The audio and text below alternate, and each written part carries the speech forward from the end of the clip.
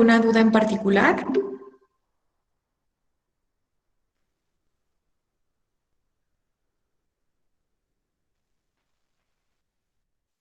Pues yo hasta ahora no. ¿No? Ok, Brandon, muchas Pues gracias. no, maestro. Ok, bueno, pues, pues si no tienen dudas en general,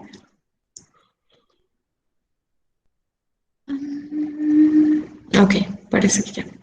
Ok, bueno, si no tienen dudas, entonces solo les comento algunas cosas generales sobre sus actividades. Am, pues en la medida en que yo estoy como acostumbrada, bueno, mi experiencia profesional ha sido exclusiva en nivel universitario, pues los trabajos con los que suelo estar familiarizada siempre son trabajos académicos, pues que son como muy sobrios, que no tienen imágenes, que están bajo determinado formato, etcétera. Y entonces, en esa medida, podríamos decir que me resultó muy novedoso revisar sus actividades y sus trabajos, que estaban muy coloridos, con muchas imágenes, con fondos pues del trabajo mismo en colores, etcétera. Entonces, eh, luego ya cuando revisé el mío, pues era un tanto diferente. Bueno, el que yo les encargué era un tanto diferente. Entonces, les quería comentar que se sientan libres. O sea, me gustó mucho experimentar como estas cosas distintas, ¿no? Como ver estos trabajos con muchos colores, con fuentes distintas, con fuentes diferentes. Entonces, pensé que en realidad las condiciones bajo las que se presenta un trabajo, pues no determinan su contenido cognitivo, ¿no? El contenido, perdón, la información que contiene. Entonces, en esa medida pensé que dejarlos ser libres, de poner sus imágenes y sus colores, no tendría por qué afectar la información del conocimiento del trabajo, que por el contrario, ¿no? Esa asociación de buenas emociones tal vez les permitiría aprender más. Entonces, bajo esa consigna, pues siéntanse libres de poner en sus trabajos colores, los fondos de pantalla, bueno, los fondos de trabajo que deseen, las imágenes que deseen, las fuentes también que deseen, siempre y cuando estén en un tamaño razonable para, para que se vean, pues. Este, y lo único que sí querría solicitarles, pues como de manera muy formal, me disculpo por bostezar, pero nos levantamos a las 5 de la mañana porque mi cuñada que vive en Alemania se casó, entonces videollamamos la boda y estoy un poco desmañanada. Bueno, les decía que solo sí voy a solicitar ciertas particularidades que me parecen como básicas en los trabajos, más allá de esta condición de libertad, ¿no? La primera es que sus nombres estén completos, Peques, porque luego sí me pasó que cambiaban los apellidos, por ejemplo, no sé, pensemos en María José. Es un ejemplo, María José, no es una acusación, ¿eh? Pensemos que, por ejemplo, es Collazo Martínez y ponían, no sé, Martínez, Martínez María José. Entonces, esas condiciones luego sí son como un poco conflictivas porque estarlos buscando en una lista que es bastante larga, pues luego es como muy pesado, ¿no? Entonces, yo les voy a pedir que sus nombres estén completitos en las portadas y que de preferencia pues estén ordenaditos alfabéticamente. No es una condición obligatoria el orden alfabético, pero sí que estén completos, por favor, y que busquen que el orden de sus apellidos sea adecuado, porque me pasó con muchos que solo ponían su apellido paterno, su apellido materno, entre otras cosas, ¿no? Y por otro lado, uno de los básicos que siempre voy a evaluar y que incluso voy no solo a revisar de cerca, sino a penalizar en términos de calificación si no se encuentran son sus referencias referenciadas en APA. ¿De acuerdo? Es decir, siempre que presenten un trabajo, la información, aunque no venga en las instrucciones, es una condición de un trabajo académico que es básica de cubrir.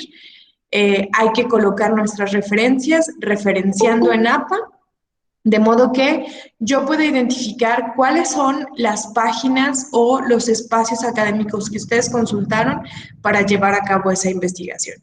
Con eso, con esos dos elementos, ya la forma en la que ustedes presenten sus trabajos, siéntanse absolutamente libres, ¿de acuerdo? Y bueno, ya somos más de 27, entonces ya se cubre el quórum, ya somos más de la mitad. Entonces voy a comenzar un poquito con la explicación. Voy a presentarles. Mis presentaciones no tienen mil de información porque soy más bien más visual y explicativa. Entonces, con base en eso, siempre va a tener solo conceptos y ya. ¿Ya logran verla?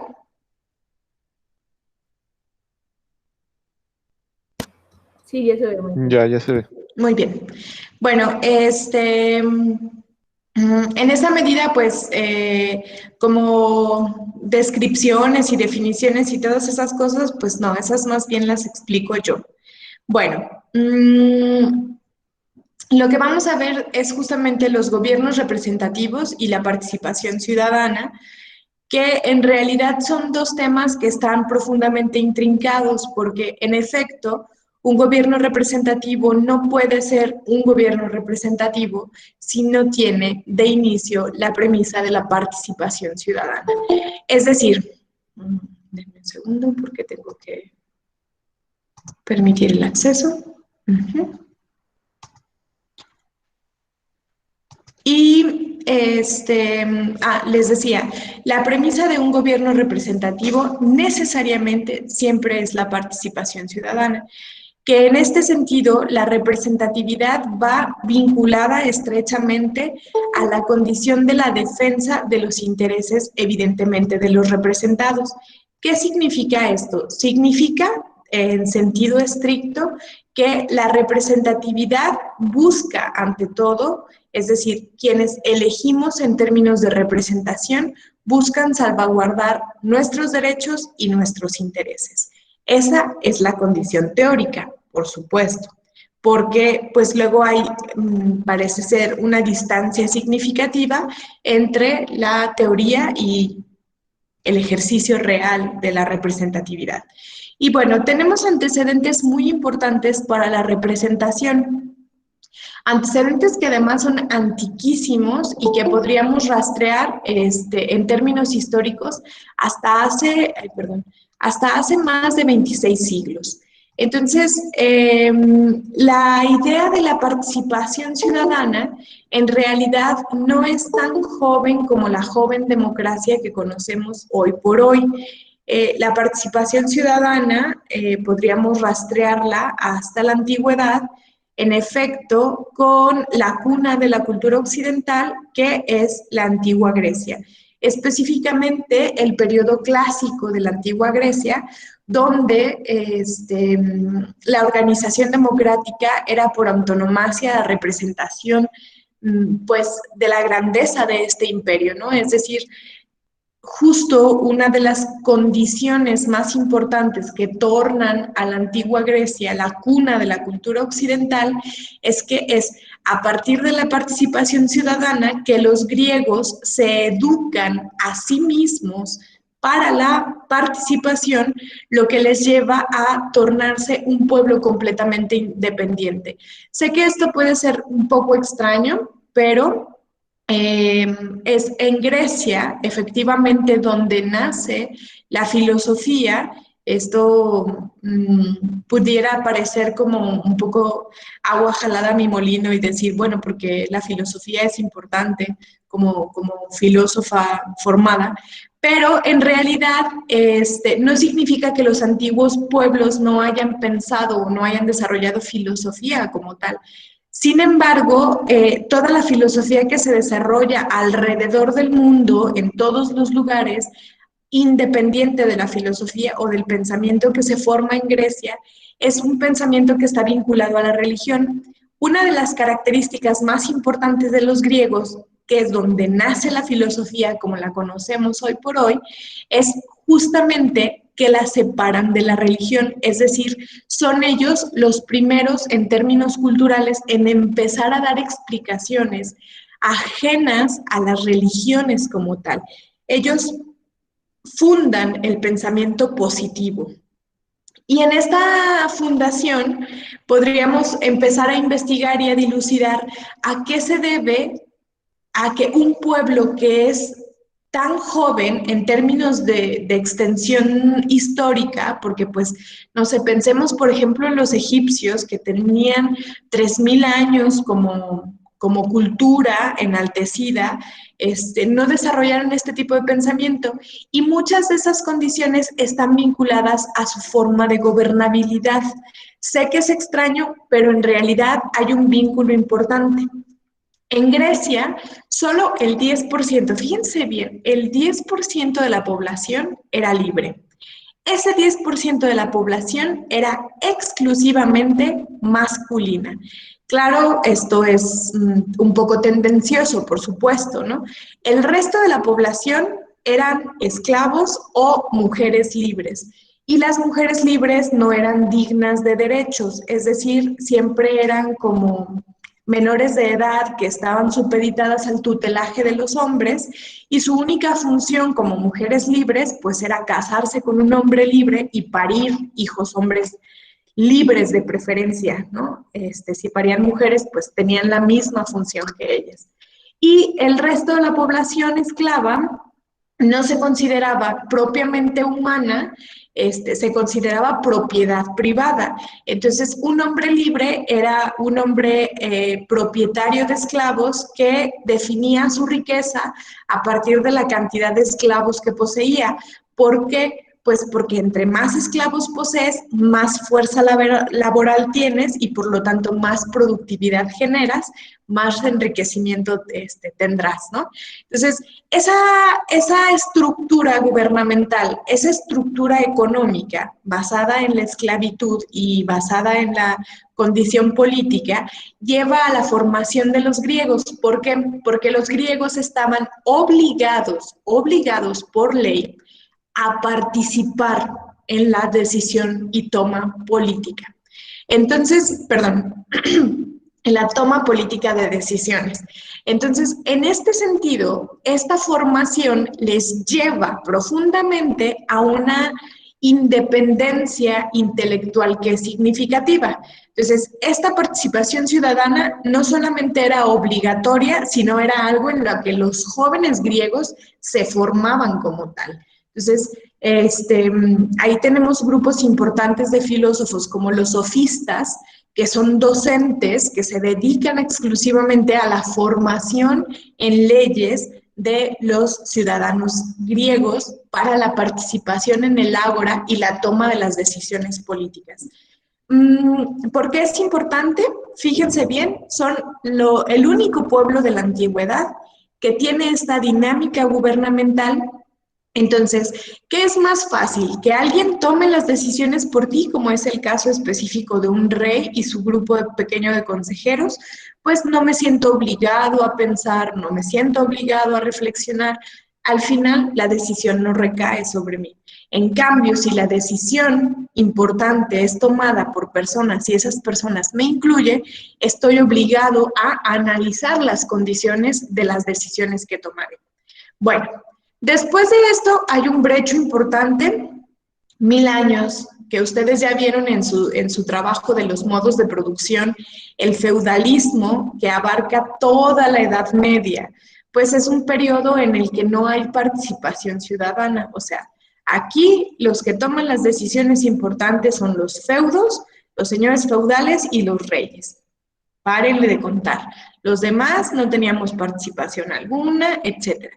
Pero después viene un periodo histórico que es importantísimo, que es justamente la Ilustración. La Ilustración Funda las bases, chicos. Esto es apremiante. Funda las bases de nuestros derechos ciudadanos que hoy por hoy gozamos a todas luces, sin los que nosotros no podríamos imaginar nuestra existencia cotidiana. Piensen, por ejemplo, en el derecho de la propiedad privada. Ese derecho tan sencillo es un derecho que antes de la Ilustración, antes de que John Locke lo pensase como un derecho fundamental de todo ser humano, no era concebido para todos, era concebido para un grupo limitado de personas, claro, por supuesto, todas ellas masculinas, y en este sentido, hacerlo extensivo a todos como en términos de humanidad habla de un avance significativo. El derecho a la libertad de creencia, es decir, creer o elegir una religión sin que por ello se nos persiga e incluso se nos asesine, ¿no? O la idea misma de tener derecho de elegir nuestro propio trabajo a lo que deseamos dedicarnos en la existencia y poder asociarnos en ese trabajo entre colegas dentro de un sindicato que proteja nuestros derechos laborales, etcétera.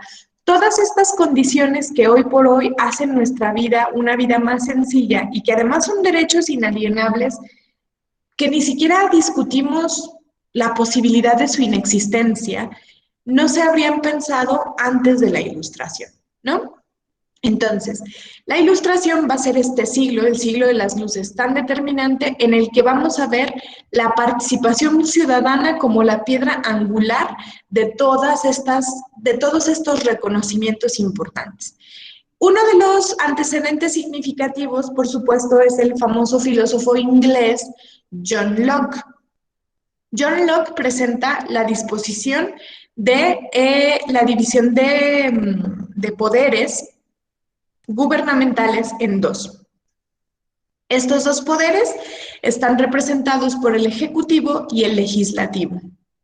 El poder ejecutivo, en el caso de Inglaterra, recae directamente sobre la corona, mientras que el poder legislativo recae sobre la Cámara de los Lores.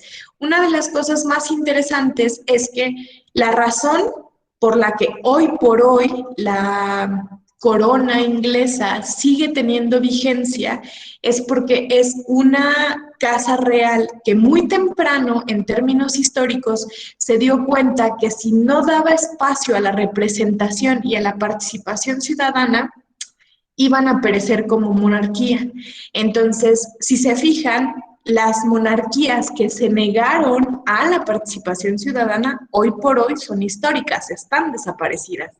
Pero la monarquía inglesa se dio cuenta de la necesidad de la participación ciudadana e incluyó al Parlamento como una condición importante en la regulación de los intereses. Incluso uno de los aspectos más interesantes es que la Cámara del Parlamento está dividida a su vez en dos también.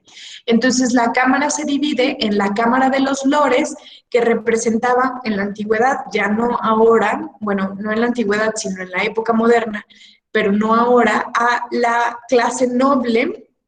Y finalmente la Cámara de los Comunes, que representa a la gente como ustedes, como yo, que pues carece de títulos nobiliarios y que no nació en cunas de oro, etc. Y bueno, después tenemos a el famoso Barón de Montesquieu. Montesquieu es un filósofo importantísimo, francés, que va a presentar justamente la disposición democrática que hoy por hoy conocemos en la división de los tres poderes, salvo que en la medida en que él vivió en una Francia, que era una Francia monárquica, el poder más grande lo ostentaba efectivamente el rey. Entonces, en este sentido, la división de poderes entre el ejecutivo, el legislativo y el judicial fue ideado originalmente por Montesquieu. Después tenemos otra influencia significativa que es Jean-Jacques Rousseau Y Rousseau habla sobre la idea de la soberanía y la representatividad. La soberanía es la capacidad de autogobernabilidad. ¿Qué significa? Significa el reconocimiento de un pueblo de autogobernación. Es el reconocimiento, es como la cualidad pesada que recae sobre una nación. Piensen, por ejemplo, que todas las naciones imperialistas extendían su dominio bajo el desconocimiento de la soberanía, ¿no? Es decir, yo inglés voy, claro, con intereses comerciales, a la India y entonces domino ese territorio, pues, pues porque están tontitos, ellos no se pueden gobernar. Entonces les voy a llevar progreso, les voy a enseñar a construir casas adecuadas, a construir caminos adecuados y les voy a llevar la verdad sobre lo que es una vida buena.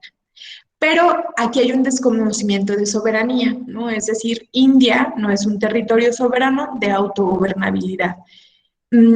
Bajo esta disposición, reconocer la soberanía de todos los pueblos es justamente reconocer la capacidad que poseen de establecer su propio gobierno y sus propias organizaciones, sus propias divisiones de poderes, sus propias estructuras de representatividad. ¿Vamos bien hasta aquí, Peques? Sí, maestra. Sí. Muy bien. Bueno, entonces, una de las cosas más importantes, aparte de la perspectiva de soberanía, es el reconocimiento o es la aportación de Rousseau, porque él habla de un contrato social que establecemos todos, es que esta soberanía recae sobre el pueblo. Fíjense qué importante es, porque exige la participación ciudadana, necesariamente. Una de las características de esta soberanía es que en la estructura de representatividad, yo elijo quién me representará en el gobierno, porque evidentemente no todos podemos participar del gobierno. Bueno, todos podemos participar y ser elegibles, pero ya una vez que se ha establecido quién gobierna, no podemos todos estar ahí metiendo la cuchara, ¿no? Habrá que exigirle a nuestro representante, pero permitirle tomar las decisiones de forma independiente, reconociendo que va a proteger nuestros derechos y nuestros intereses. Pero esta disposición del contrato social de Rousseau reconoce que en la medida en que la soberanía recae sobre la población, la soberanía a través de la participación ciudadana tiene la capacidad de exigencia sobre ese representante. Si tú no satisfaces mis necesidades, si tú no cumples con la protección de mis intereses, entonces yo tengo la capacidad de juzgarte y retirarte de tu cargo de representación, hasta que encuentre a alguien que coloque esa disposición, ¿no? Bueno, finalmente, en nuestro país, el gobierno de representación está dividido estructuralmente en tres diferentes poderes, efectivamente los ofrecidos por Montesquieu en el siglo XVIII. Son el ejecutivo, el legislativo y el judicial. El poder ejecutivo recae en términos federales sobre la cabeza del presidente, es decir, es aquel que se encarga de la ejecución de las leyes, la protección y la ejecución de las leyes ante todo. Es por eso que todo presidente jura proteger y salvaguardar la Constitución. La Constitución es el órgano legislativo más importante porque protege nuestros derechos. Es aquello que se encargará de alguna manera de vigilar que nuestros derechos estén siempre observados. Ante la Constitución yo puedo exigir que tengo derecho a la educación, que tengo derecho a la salud pública, que tengo derecho ante bla, bla, bla. Y es el Ejecutivo quien jura ejercer o ejecutar, como su nombre lo dice, la observancia de esta ley. ¿De acuerdo? Por el otro lado tenemos al Poder Legislativo. En el caso específico de nuestro país se constituye de senadores y diputados. Los senadores y los diputados son aquellos que se encargan de legislar, lo que significa en términos legales que construyen las leyes. Son ellos los que crean las disposiciones legales sobre las cuales nos vamos a regir. Y finalmente, encontramos al Poder Judicial, quienes son jueces y magistrados. Este poder se encarga de, además de observar que se ejecute la ley, de castigar a aquellos que no observan la ley. Todos los poderes aquí involucrados son poderes que están de alguna manera estructurados a partir de la representación, de alguna forma, de la representación y la participación ciudadana. Es decir, una vez que ganamos todos los derechos que se vienen exigiendo, por ejemplo, desde la Ilustración y que se consolidaron con movimientos importantísimos, como la Revolución Francesa, o sea, fíjense a qué nivel, por ejemplo, la Ilustración llegó a tener impacto sobre la participación ciudadana, o sea, estos sujetos les hablaron de derechos a... Ay, no sé qué dice. Les hablaron a los individuos de derechos, les hablaron a los ciudadanos de lo que eran acreedores y ellos lo exigieron a través de movimientos sociales importantes como la Revolución Francesa o la independencia de las 13 colonias, que en realidad estas son dos de las más importantes revoluciones burguesas. ¿Por qué? Porque son, como ustedes lo vieron en sus trabajos de medios de producción y que vimos después con el neoliberalismo, son justamente los procesos históricos que colocan a la burguesía en el poder de la pirámide. Antes se encontraban en el estrato más bajo, pero ahora, como son propietarios y dueños de los medios de producción, esto los coloca a la cabeza, ¿no? Hoy por hoy la burguesía con el sistema neoliberal es el que se encuentra al frente del sistema económico. Esto, ¿por qué? Porque finalmente lo exigieron a través de la participación ciudadana. No significa que el sistema neoliberal sea el más adecuado, ¿no? De hecho, hemos visto que por el contrario suele ser el más injusto y el más devastador. Pero la participación ciudadana logró la imposición de una clase social por encima de otras. Entonces, en este ejercicio podemos reflexionar cómo nuestra participación de alguna manera demanda o ejecuta deseos efectivos sobre los intereses que tenemos como sociedad. Ahora, en términos legales, nosotros estamos protegidos por la ley desde que nacemos, ¿no? O sea, somos mexicanos, nacemos, nos registran en el registro civil, nos ponen nuestro nombre bonito y simpático y ¡pum! Ya somos mexicanos acreedores a derechos, ¿no? Sin embargo, nuestra participación legal comienza a partir de los 18 años, ¿no? Esa es nuestra mayoría de edad. En Estados Unidos son los 21, en Japón son los 20, etcétera. Es decir, de alguna manera cada país establece las reglas sobre las cuales sienta su participación legal en términos de representación, ¿no? En este caso, nosotros podemos elegir a nuestros representantes a partir de los 18 años. Lo ideal sería conocer a profundidad, pues, todos los representantes, cuáles son sus ofertas, cuáles son sus propuestas para la protección de nuestros derechos, para salvaguardar nuestros intereses, etcétera, ¿no? Eso es lo ideal. Sin embargo, podemos tener una participación activa de otra manera, ¿no? O sea, Nosotros podemos protestar desde que se nos antoje, o sea, desde la edad que se nos antoje, no pasa absolutamente nada. Es decir, hay otros mecanismos de participación y exigencia que pueden ser muy funcionales. A ver, déjenme ver. Ay.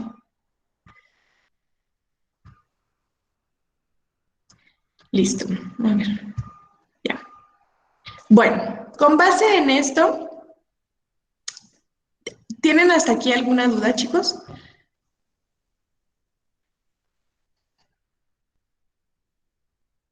No, maestro, todo se le entendió muy bien. Yo tampoco tengo No, dudas. maestra. Bueno, entonces, lo que vamos a hacer, si ustedes identificaron, es investigar justamente a partir de cuando nosotros tenemos justo esta posibilidad de participación de un gobierno representativo, porque por supuesto, pues las mujeres podemos participar en México a partir de los 50, pero eso no significa que el gobierno de representación no haya existido con anticipación. Ayer me preguntaban si la actividad implicaba responder las preguntas y luego hacer el mapa. Sí, eso implica, o sea, respondan las preguntas y después de forma muy visual traten ustedes de estructurar como estas respuestas en un mapa, no me acuerdo si les puse mental o conceptual.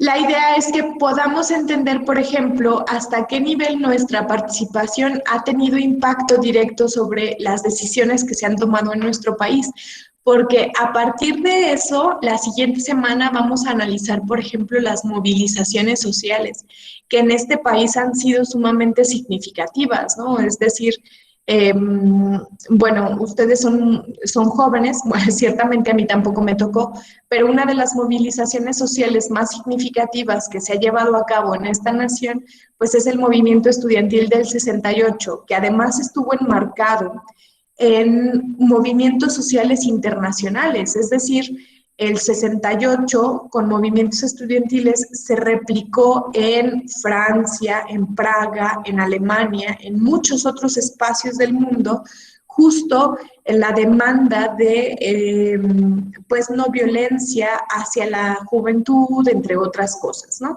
Y otro de los eventos significativos que a lo mejor les tocó estando muy pequeñitos fue justamente el movimiento Yo Soy olvidé un poco el número.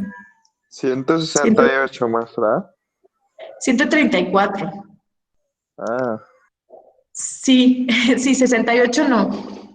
No, Yo Soy 134, sí. Que fue un movimiento que tuvo impacto significativo en las elecciones, a través de las cuales Enrique Peña Nieto ascendió al poder, pues de forma fraudulenta, ¿no? Porque se pudo probar el fraude electoral, además de que se pudo comprobar el rechazo abierto que se tenía a el candidato presidencial, efectivamente a través de este movimiento social. Y este movimiento social juvenil también, por supuesto, tuvo una denuncia abierta muy fuerte, ¿no? Por ejemplo, que también está vinculado al tema que vimos la clase pasada, que es el del neoliberalismo. Ustedes mismos lo ponían en sus actividades.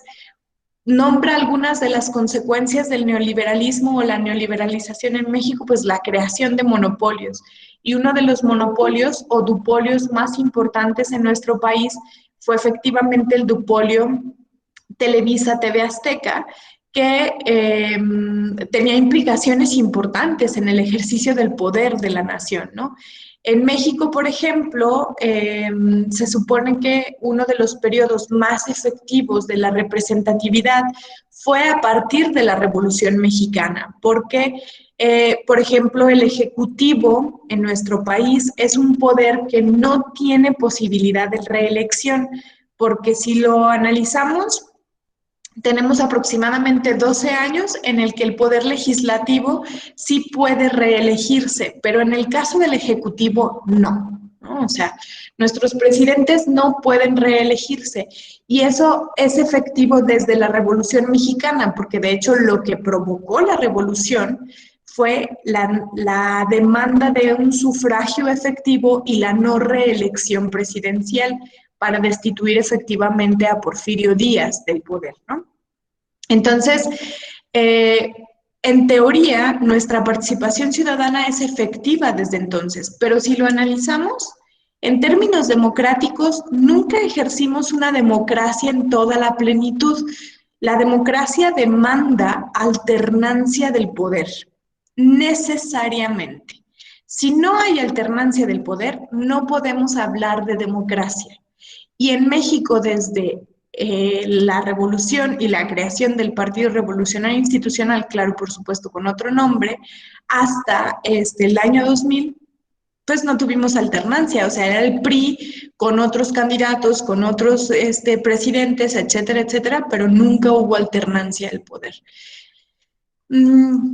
Pues todo bajo un proceso fraudulento de elecciones, ¿no? El más impactante de todos en términos históricos fue, por supuesto, el fraude electoral que se llevó a cabo para la colocación de Carlos Salinas de Gortari en el poder y efectivamente la consolidación de las políticas neoliberales que él ya tenía preparadas.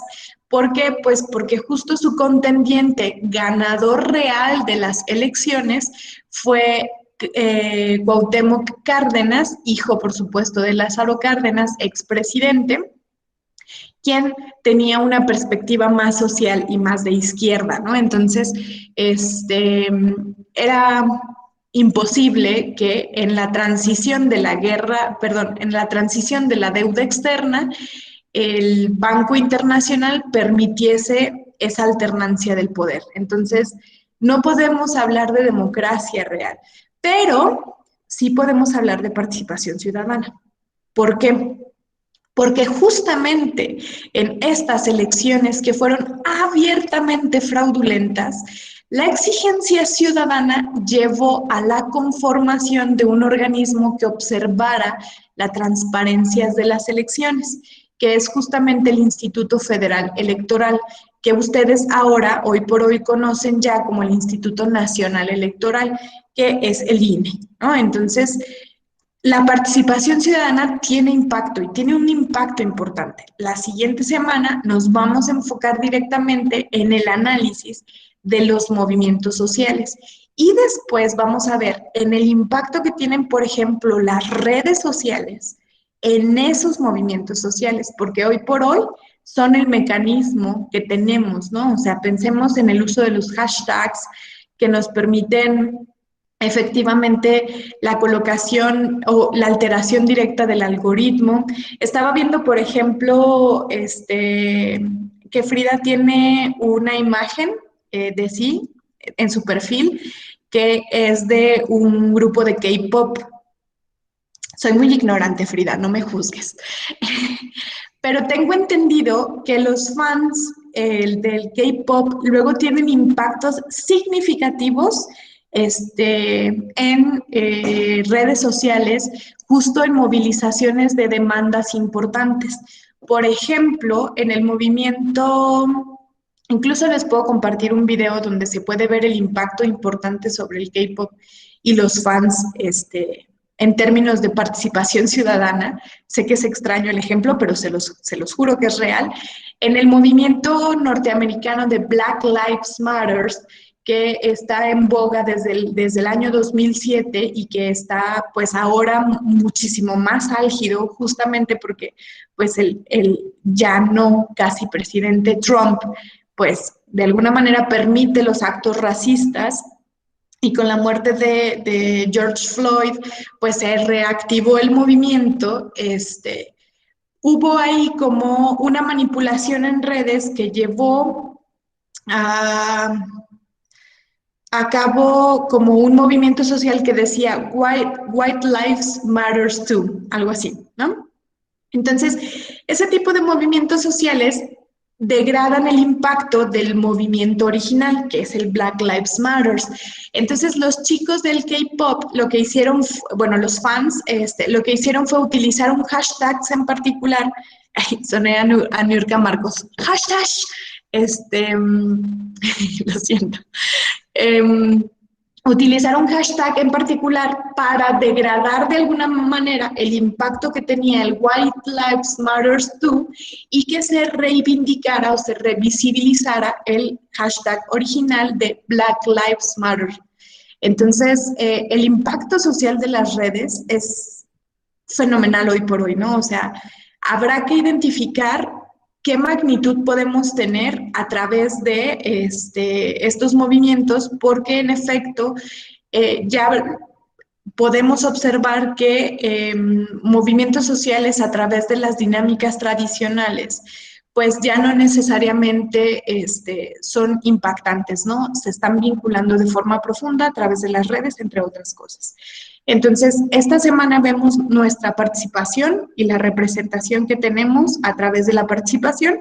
La siguiente semana vemos movimientos sociales y finalmente vemos movimientos sociales a través de redes, ¿vale? ¿Tienen dudas, peques? Tu maestra. No, No, maestra, todo ninguna muy duda. claro. Bueno, pues entonces vayan a... Hashtag no. Muy bien. Hashtag. Me da mucha risa Niurka Marcos, lo lamento. Incluso Cuando dice hashtag, sí. la sigo en TikTok porque me hace mucho reír. O sea, es muy graciosa la señora. Pero bueno. Sí, da risa. Da risa la doña. Sí. Bueno, entonces, cuídense mucho, peques, cuiden mucho de su salud, cuiden mucho la salud de su familia, porque la cosa está fea, los hospitales están abarrotados, entonces es importante cómo nos comportemos ahora, ¿no? Y cuídense bien, tengan un bonito fin de semana, disfrútenlo mucho y cualquier duda, estamos en contacto en el chat, ¿de acuerdo? Excelente, Sí, maestra. muy bien, Gracias. maestra. Hasta Sí, luego. maestra. Claro. Maestra. Muy bien. Bonito día. Gracias, maestra. A ti, Gerardo.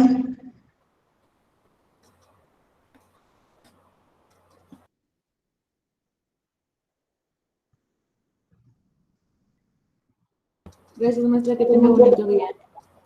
Igualmente, Clau, bonito día.